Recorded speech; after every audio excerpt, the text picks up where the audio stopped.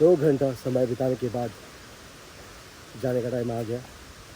और कारवार का ये लास्ट जो टूरिस्ट स्पॉट था वो भी आज देख कर हो गया।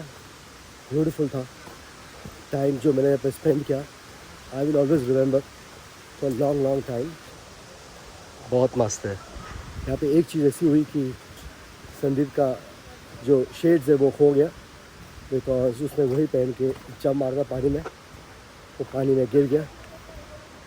कोई बात नहीं, ऐसी चीज़ें होती रहती है, but best thing is that we are going safe from here.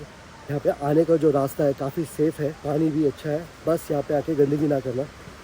You please don't get any alcohol over here and throw litter here because it's beautiful spot and we want to maintain it.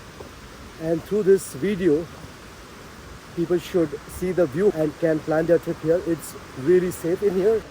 Nagarmani Waterfall.